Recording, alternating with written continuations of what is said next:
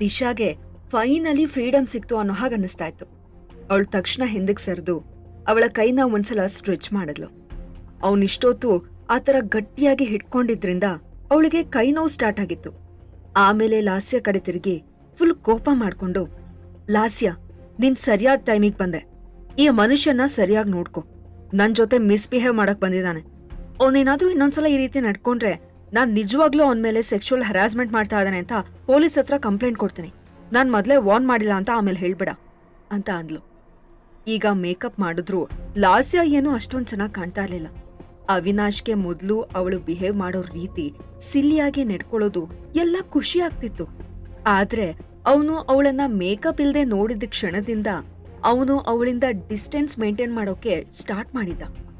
ಅವಳಂತೂ ಆದಷ್ಟು ಅವನ್ನ ಮೆಚ್ಚೋದಕ್ಕೆ ಟ್ರೈ ಮಾಡ್ತಾನೆ ಇರ್ತಿದ್ಲು. ಲಾಸ್ಯ ಸ್ವಲ್ಪ ಹೊತ್ತು ಏನೂ ಮಾತಾಡ್ದೆ ಸುಮ್ನೆ ಇದ್ಲು. ಆಮೇಲೆ ಮತ್ತೆ ಸ್ಮೈಲ್ ಮಾಡ್ತಾ, ಅಕ್ಕ, ಮೇ ಬಿ ನೀನ್ ತಪ್ಪಾಗಿ ಅರ್ಥ ಮಾಡ್ಕೊಂಡಿದ್ಯಾ ಅನ್ಸುತ್ತೆ. ಅವಿನಾಶ್ ಮತ್ತೆ ನೀನು ಮದುವೆ ಆಗಿ 4 ವರ್ಷ ಆದ್ಮೇಲೆ ಡಿವೋರ್ಸ್ ಮಾಡ್ಕೋತಾ ಇದ್ದೀರಾ. ನೀವಿಬ್ರು ಇವಾಗ ಗಂಡ ಹೆಂಡತಿ ಅಲ್ದೆ ಹೋದ್ರು ಅವಿನಾಶ್ಗೆ ನಿನ್ ಬಗ್ಗೆ ತುಂಬಾ ಕನ್ಸರ್ನ್ ಇದೆ. ಅವನು ಮೋಸ್ಟ್ಲಿ ನೀನ್ ಹೇಗಿದ್ಯಾ ಅಂತ ವಿಚಾರಿಸ್ಕೊಳ್ಳೋದಕ್ಕೆ ಟ್ರೈ ಮಾಡ್ತಿರ್ಬೋದು ಅಷ್ಟೇ. ನೀನ್ ಅಷ್ಟಕ್ಕೆ ಕೋಪ ಮಾಡ್ಕೋಬೇಡ ಅಂತ ಅಂದ್ಲು. ಅವಿನಾಶ್ ಮಾತ್ರ ಲಾಸ್ಯನ ಕಂಪ್ಲೀಟ್ ಆಗಿ ಇಗ್ನೋರ್ ಮಾಡ್ದ. ಅವನು ಅಲ್ಲಿಂದ ತಿರುಗಿ ಹೊರಗಡೆ ಹೋಗೋದಕ್ಕೆ ಡೋರ್ ಕಡೆ ನಡೆದ. ಅವನು ಹೊರಗಡೆ ಹೋಗ್ತಾ ಇದ್ದ ಹಾಗೆ ಲಾಸ್ಯ ಮುಖದಲ್ಲಿದ್ದ ಸ್ಮೈಲ್ ಕೋಪಕ್ಕೆ ಟರ್ನ್ ಆಯ್ತು. ದಿಶಾ, ಏನ್ ಮಾಡ್ತಾ ಇದ್ಯಾ ನೀನು? ಏನಿದ್ರ ಅರ್ಥ? ನೀನ್ ಆಲ್ರೆಡಿ ಡಿವೋರ್ಸ್ ಪೇಪರ್ಗೆ ಸೈನ್ ಮಾಡಿದ್ಯಾ ತಾನೆ? ಆದ್ರೂ ನೀನ್ಯಾಕೆ ಇಲ್ಲಿಗೆ ಬರಕ್ ಹೋದೆ? ಏನೇ ಆದ್ರೂ ಸ್ವಲ್ಪ ಕಂಟ್ರೋಲಲ್ಲಿರು. ಅವಿನಾಶ್ ಬೀಳ್ಸ್ಕೊಳ್ಳೋದಕ್ಕೆ ಅಂತ ನೀನ್ ಎನರ್ಜಿನೆಲ್ಲ ವೇಸ್ಟ್ ಮಾಡ್ಬೇಡ. ಯಾಕಂದ್ರೆ ಅವಿನಾಶ್ ಯಾವ ಕಾರಣಕ್ಕೂ ನಿನ್ ಹತ್ರ ವಾಪಸ್ ಬರಲ್ಲ ಅಂತ ಅಂದ್ಲು. ಅದಕ್ಕೆ ದಿಶಾ ವ್ಯಂಗ್ಯವಾಗಿ ನಗ್ತಾ, ನಾನು ನನ್ನ ಹತ್ರ ಬರ್ದೇ ಇದ್ರೆ ಸಾಕು ಅಂತಾನೆ ಬೇಡ್ಕೋತಾ ಇರೋದು ಅಂತ ಅಂದ್ಲು. ಅವಳು ಲಾಸ್ಯ ಬಗ್ಗೆ ಕೇರೆ ಮಾಡ್ತಿರ್ಲಿಲ್ಲ. ಮತ್ತೆ ಮಾತ್ ಮುಂದುವರಿಸಿ, ಅದು ಅಲ್ದೆ ನಾನು ಅವನ್ ಮುಖ ನೋಡಕ್ಕೆ ಅಂತ ಇಲ್ಲಿಗೆ ಬಂದಿಲ್ಲ. ಅದ್ರ ಅಗತ್ಯನೂ ನನಗಿಲ್ಲ. ಆ ಅವಿನಾಶು ದೊಡ್ಡ ಟ್ರೆಷರ್ ಅನ್ನೋ ತರ ಆಡ್ಬೇಡ. ನಾನ್ ಅವನ್ ಬಗ್ಗೆ ಕೇರು ಮಾಡಲ್ಲ ಅಂತ ದಿಶಾ ಹೇಳಿದ್ಲು. ಆದ್ರೆ ಲಾಸ್ಯ ಅವಳ ಮಾತನ್ನ ನಂಬೋ ಸ್ಥಿತಿನಲ್ಲಿ ಇರ್ಲಿಲ್ಲ. ಅವಳು ದಿಶಾನ ಆಡ್ಕೊಳ್ಳೋ ತರ ಮಾತಾಡ್ತಾ, ನೀನ್ ಸುಳ್ಳು ಹೇಳಿದ್ರು ತುಂಬಾ ಚೆನ್ನಾಗ್ ಆಡ್ತೀಯ ಬಿಡು. ನೀನ್ ಬೇಕು ಅಂತಾನೆ ಇಲ್ಲಿ ತನಕ ಬಂದಿದ್ಯಾ ಅಂತ ನನಗ್ ಗೊತ್ತು. ಅವಿನಾಶ್ ನೋಡೋಕೆ ತುಂಬಾ ಹ್ಯಾಂಡ್ಸಮ್ ಆಗಿದ್ದಾನೆ, ತುಂಬಾ ರಿಚ್ ಆಗಿದ್ದಾನೆ. ಹಿಂದೆ ಅವನ್ನ ಮದ್ವೆ ಮಾಡ್ಕೊಳಕ್ಕೆ ನೀನು ನಿಜವಾಗ್ಲೂ ಲಕ್ಕಿ ಆಗಿದ್ದೆ. ಆದ್ರೆ ಅವನ್ನ ಪಡ್ಕೊಳ್ಳೋ ಯಾವ ಯೋಗ್ಯತೆನೋ ನಿನಗಿಲ್ಲ. ಅದಕ್ಕೇನೆ ಅದ್ ರಿಯಲೈಸ್ ಆದ್ಮೇಲೆ ಅವಿನಾಶ್ ನಿನ್ನ ದೂರಕ್ಕೆ ತಳ್ಳಿದ್ದು. ಈ ಡಿವೋರ್ಸ್ ಆದ್ಮೇಲಂತೂ ನಿನ್ ಹತ್ರ ಏನೂ ಇಲ್ಲ. ಗತಿಗೆಟ್ಟೋಳ್ ತರ ಆಗಿದ್ಯಾ ನೀನು. ಹಾಗಿರುವಾಗ ಅದ್ ಹೇಗಿಂತ ಕಾಸ್ಟ್ಲಿ 5 ಸ್ಟಾರ್ ಹೋಟೆಲ್ ಅಲ್ಲಿ ಖರ್ಚು ಮಾಡೋಕ್ ಸಾಧ್ಯ ನೀನು? ಅವಿನಾಶ್ನ ಮೀಟ್ ಮಾಡೋಕೆ ಅಂತಾನೆ ನೀನ್ ಇಲ್ಲಿಗೆ ಬಂದಿರೋದು ಅಂತ ಲಾಸ್ಯ ಹೇಳಿದ್ಲು. ದಿಶಾಗೆ ಅವಳ ಹತ್ರ ವಾದ ಮಾಡ್ಕೊಂಡ್ ಕೂರೋಕೆ ಯಾವ ಇಂಟ್ರೆಸ್ಟೂ ಇರ್ಲಿಲ್ಲ. ನೋಡು ಲಾಸ್ಯ, ನೀನೇನ್ ಬೇಕಾದ್ರೂ ಅನ್ಕೋ, ಐ ಡೋಂಟ್ ಕೇರ್. ನನಗೆ ಆ ಅವಿನಾಶ್ ಜೊತೆ ಇನ್ವಾಲ್ವ್ ಆಗೋಕೆ ಯಾವ ಆಸೆನೂ ಇಲ್ಲ ಅಂತ ಅಂದ್ಲು. ಅದನ್ ಕೇಳ್ತಾ ಇದ್ದ ಹಾಗೆ ಲಾಸ್ಯ ನಗ್ತಾ, ನಿನಗೆ ಎಷ್ಟು ಹೊಟ್ಟೆ ಉರಿತಾ ಇದೆ ಅಂತ ನನಗ್ ಗೊತ್ತು ಬಿಡು. ನಾನು ನಿಂಗಿಂತ ಜಾಸ್ತಿ ಓದಿದ್ದೀನಿ. ಅವಿನಾಶ್ಗೆ ನಿನ್ಗಿಂತ ನಾನಂದ್ರೆ ಇಷ್ಟ ಅಂತ ನಿಂಗೆ ತುಂಬಾ ಜಲಸಿ ಆಗ್ತಾ ಇದೆ. ಅದು ಅಲ್ದೆ ಅವಿನಾಶ್ ಫ್ಯಾಮಿಲಿ ತುಂಬಾ ರಿಚ್ ಫ್ಯಾಮಿಲಿ. ಆ ಮನೆಗ್ ಯಾರೇ ಸೊಸೆ ಆಗಿ ಹೋದ್ರೂ ತುಂಬಾ ಆರಾಮಾಗಿ ಜೀವನ ಕಳಿಬಹುದು. ಯಾವ ಹುಡುಗಿ ಆದ್ರೂ ನೋಡಿದ ತಕ್ಷಣ ಇಷ್ಟ ಆಗೋ ತರ ಅವಿನಾಶ್ ಇದ್ದಾನೆ. ಸೊ ಹೀಗಿರುವಾಗ ನಿನಗೆ ನನ್ ಬಗ್ಗೆ ಜಲಸ್ ಆಗೋದು ಕಾಮನ್ ಬಿಡು. ಇದೇನ್ ತಪ್ಪು ಅಂತ ನಾನು ಹೇಳಲ್ಲ. ಅದ್ರ ಜೊತೆಗೆ ಈ ರೆಸ್ಟೋರೆಂಟ್ ಅಂತೂ ನನ್ ಫೇವ್ರೆಟ್ ಪ್ಲೇಸ್. ಅವಿನಾಶ್ ನನ್ನ ಇಲ್ಲಿಗೆ ಅವಾಗವಾಗ ಕರ್ಕೊಂಡ್ ಬರ್ತಾನೆ ಇರ್ತಾನೆ. ಅಂದ್ಹಾಗೆ ಅವನನ್ನ ಎಷ್ಟ್ ಸಲ ಊಟಕ್ಕೆ ಅಂತ ಹೊರಗಡೆ ಕರ್ಕೊಂಡ್ ಹೋಗಿದ್ದಾನೆ ಅಂತ ನಿಂಗ್ ನೆನ್ಪಿದ್ಯಾ? ಮೋಸ್ಟ್ಲಿ ಒಂದ್ಸಲನೂ ಕರ್ಕೊಂಡ್ ಹೋಗಿಲ್ಲ ಅನ್ಸುತ್ತಲ್ವಾ ಅಂತ ಅಂದ್ಲು. ಅವಳ ಮಾತ್ ಕೇಳಿ ದಿಶಾಗೆ ನಿಜವಾಗ್ಲೂ ನಗು ಬರ್ತಾ ಇತ್ತು. ಈ ಲಾಸ್ಯ ತರದ್ ಬುದ್ಧಿ ಇಲ್ದವ್ರ ಜೊತೆ ವಾದ ಮಾಡೋದ್ರಲ್ಲಿ ಯಾವ ಅರ್ಥನೂ ಇಲ್ಲ ಅಂತ ಅವಳಿಗೆ ರಿಯಲೈಸ್ ಆಗಿತ್ತು. ಅವಳ ಜೊತೆ ಈ ತರ ಮಾತಾಡ್ಕೊಂಡು ಟೈಮ್ ವೇಸ್ಟ್ ಮಾಡೋಕೆ ಅವಳಿಗೆ ಇಷ್ಟನೂ ಇರ್ಲಿಲ್ಲ. ಏ ಲಾಸ್ಯ, ನೀನ್ ಬಿಡು, ಹೋಲಿಸ್ತಿನೋ ಹಂದಿ ಇದ್ ಹಾಗೆ.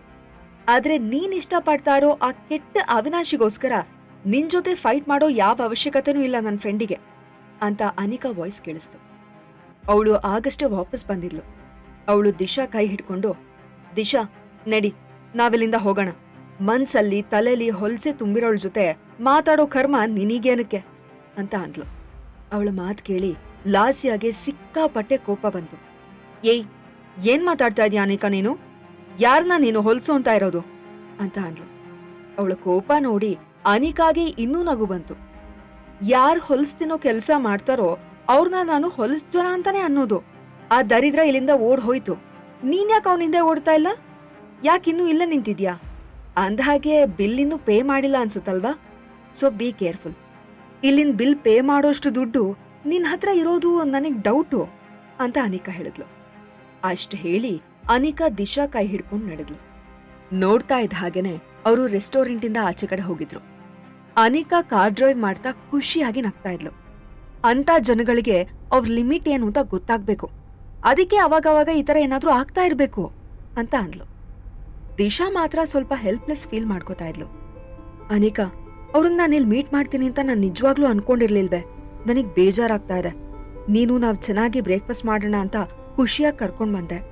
ಆದ್ರೆ ನಾನು ಅವ್ರಗಳ ಜೊತೆ ಜಗಳ ಮಾಡ್ಕೊಂಡು ನಿನ್ ಮೂಡ್ನೆಲ್ಲ ಹಾಳು ಮಾಡ್ದೆ. ಸಾರಿ ಕಣೆ ಅಂತ ಅಂದ್ಲು. ನನ್ ಮೂಡ್ ಯಾಕೆ ಹಾಳಾಗತ್ತೆ ದಿಶಾ? ಆ ತರ ಏನೂ ಆಗಿಲ್ಲ. ಆ ಅವಿನಾಶ್ ಲಾಸ್ಯನ ಈ ರೆಸ್ಟೋರೆಂಟ್ಗೆ ಅವಾಗವಾಗ ಕರ್ಕೊಂಡ್ ಬರ್ತಾನೆ ಅಂತ ನನಗ್ ಗೊತ್ತಿತ್ತು. ನಾನು ಸುಮ್ನೆ ಇರ್ಲಿ ಅಂತ ಕಲ್ ಹೊಡ್ದೆ. ಆದ್ರೆ ಕಲ್ಲಿಗೆ ಮಾವಿನಕಾಯಿ ಬೀಳೋ ತರ ಇವ್ರಿಬ್ರು ಇವತ್ತೇ ಇಲ್ಲಿ ಬರ್ತಾರೆ, ನಾವ್ ನಿಜವಾಗ್ಲೂ ಅವ್ರನ್ನ ಮೀಟ್ ಮಾಡ್ತೀವಿ ಅಂತ ನಾನ್ ಎಕ್ಸ್ಪೆಕ್ಟೂ ಮಾಡಿರ್ಲಿಲ್ಲ ಅಂತ ಅನಿಕಾ ಹೇಳಿದ್ಲು. ಈ ಕಡೆ ದಿಶಾ ರೂಮಿಗೆ ಎಂಟರ್ ಆಗ್ತಾ ಇದ್ದ ಹಾಗೆ ಅವಳ ಫೋನ್ ರಿಂಗ್ ಆಯ್ತು. ಯಾರ್ ಕಾಲ್ ಮಾಡ್ತಿದಾರಂತೆ ಚೆಕ್ ಮಾಡಿದ್ರೆ ಶ್ಯಾಡೋ ಕಾಲ್ ಮಾಡ್ತಾ ಇದ್ದ. ದಿಶಾ ತಕ್ಷಣ ಕಾಲ್ ರಿಸೀವ್ ಮಾಡಿದ್ಲು. ಅಂದ್ಹಾಗೆ ಇವತ್ ನಿನಗೆ ನಿನ್ ಕೋಪನ ಹೊರಗ್ ಹಾಕೋಕೆ ಚಾನ್ಸ್ ಸಿಕ್ಕಿತ್ತು ಅನ್ಸುತ್ತೆ ಅಂತ ಶ್ಯಾಡೋ ಕೇಳ್ದ. ದಿಶಾಗೆ ಆಕ್ಚುಲಿ ಏನೂ ಆಶ್ಚರ್ಯ ಆಗ್ಲಿಲ್ಲ. ಯಾಕಂದ್ರೆ ಅವನಿಗೆ ಈ ವಿಷಯ ಆಲ್ರೆಡಿ ಗೊತ್ತಾಗಿರುತ್ತೆ ಅಂತ ಅವಳು ಎಕ್ಸ್ಪೆಕ್ಟ್ ಮಾಡಿದ್ಲು. ಹೌದು, ಅನಿಕಾ ಸರಿಯಾಗಿ ಹೇಳಿದ್ಲು. ನಾನ್ ಇನ್ ಮುಂದೆ ಮುಂಚಿನ ತರ ವೀಕ್ ಆಗಿರ್ಬಾರ್ದು. ಯಾರೇ ನಂಗ್ ಹರ್ಟ್ ಮಾಡಿದ್ರು ನಾನು ಅವ್ರಿಗೆ ಸರಿಯಾಗಿ ತಿರುಗ್ ಕೊಡ್ಬೇಕು ಅಂತ ದಿಶಾ ಹೇಳಿದ್ಲು. ಅವಳ ಮಾತ್ ಕೇಳಿ ಶ್ಯಾಡೋ ನಗ್ತಾ, ನಿನಗ್ ಹೇಗ್ ಬೇಕೋ ಆ ತರನೇ ಇರು. ನಾನ್ ಎಲ್ಲಿ ತನಕ ಇರ್ತೀನೋ ಅಲ್ಲಿ ತನಕ ನಿನಗ್ ಬೇಕಾದ ಹಾಗಿರು, ವರಿನೇ ಮಾಡ್ಕೋಬೇಡ ಅಂತ ಅಂದ. ದಿಶಾ ತನ್ನ ಮಾತನ್ನ ಮುಂದುವರಿಸಿ, ಅಯ್ಯೋ, ನಾನ್ ಅಷ್ಟೆಲ್ಲ ಯಾರಿಗೂ ತೊಂದ್ರೆ ಮಾಡ್ಬೇಕು ಅಂತ ಪ್ಲಾನ್ ಮಾಡ್ಕೊಂಡಿಲ್ಲಪ್ಪ. ಅಂದ್ಹಾಗೆ ನಿಮಗೆ ನೈಟ್ ಊಟಕ್ಕೆ ಏನ್ ಮಾಡ್ಲಿ? ಚಿಕನ್ ಮಾಡ್ಲಾ ಅಂತ ಕೇಳಿದ್ಲು. ಆದ್ರೆ ಶ್ಯಾಡೋ ತುಂಬಾ ಫರ್ಮ್ ಆಗಿದ್ದ. ನೋ ವೇ, ಚಿಕನ್ನು ತುಂಬಾ ಹೀಟು, ನಿನ್ ಚಿಕನ್ ತಿನ್ನೋ ಹಾಗಿಲ್ಲ ಅಂತ ಅಂದ.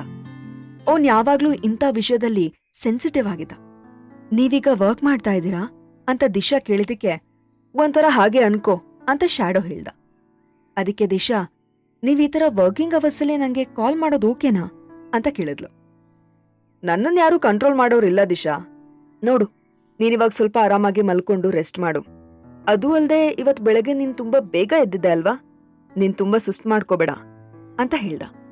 ಅವನ ಮಾತ್ ಕೇಳಿ ದಿಶಾಗೆ ತುಂಬಾ ಸಮಾಧಾನ ಆಯ್ತು. ಐ ಆಮ್ ಫೈನ್, ನಂಗೇನ್ ಸುಸ್ತಾಗಿಲ್ಲ ಅಂತ ಹೇಳಿದ್ಲು. ಶ್ಯಾಡೋ ಗುಡ್ ಅಂತ ಹೇಳ್ದ. ಅವನ ವಾಯ್ಸ್ ಈಗ ಸ್ವಲ್ಪ ಸೆಡೆಕ್ಟಿವ್ ಆಗಿತ್ತು. ಹಾಗಾದ್ರೆ ನಾನಿವತ್ ನೈಟ್ ಸ್ವಲ್ಪ ಬೇಗ ಬರ್ತೀನಿ, ನಾವು ಬೇಗ ನಮ್ ಕೆಲ್ಸನ ಶುರು ಮಾಡ್ಕೊಳ್ಳೋಣ ಅಂತ ಕಿಚಾಯಿಸೋ ತರ ಹೇಳ್ದ. ಅಷ್ಟ್ರಲ್ಲಿ ಕಾಲ್ ಕಟ್ಟಾಯ್ತು. ಶ್ಯಾಡೋ ಅವನ ಫೋನ್ ಸ್ಕ್ರೀನ್ ನೋಡಿ ಸ್ಮೈಲ್ ಮಾಡ್ತಿದ್ದ. ಅವನಿಗೆ ದಿಶಾ ಈ ತರ ನಾಚ್ಕೊಳ್ಳೋದನ್ನ ಎಷ್ಟು ನೋಡಿದ್ರೂ ಸಮಾಧಾನ ಇರ್ಲಿಲ್ಲ. ಅವ್ನ್ ನಿನ್ನೇನ್ ಫೋನ್ ಸೈಡಲ್ಲಿ ಇಡ್ಬೇಕು ಅನ್ನುವಾಗ ಅವನಿಗೆ ದಿಶಾ ಕಡೆಯಿಂದ ಮತ್ತೆ ಕಾಲ್ ಬಂತು. ಅವಳು ತುಂಬಾನೇ ನರ್ವಸ್ ಆಗಿ ಮಾತಾಡ್ತಿದ್ಲು. ಅವಳು ವಾಯ್ಸು ನಡುಕ್ತಾ ಇತ್ತು. ಈ ಎಲ್ಲಾ ಪ್ರಶ್ನೆಗಳಿಗೆ ಉತ್ತರ ಬೇಕು ಅಂದ್ರೆ ಈಗಲೇ ಪಾಕೆಟ್ ಎಫ್ಎಂ ಅಪ್ಲಿಕೇಶನ್ ಡೌನ್ಲೋಡ್ ಮಾಡಿ ಮತ್ತು ಕೇಳಿ ಸೀಕ್ರೆಟ್ ಹಸ್ಬೆಂಡ್. ಅಪ್ಲಿಕೇಶನ್ ಡೌನ್ಲೋಡ್ ಮಾಡಲು ಡಿಸ್ಕ್ರಿಪ್ಷನ್ ನಲ್ಲಿ ಇರುವ ಲಿಂಕ್ ಅನ್ನು ಕ್ಲಿಕ್ ಮಾಡಿ.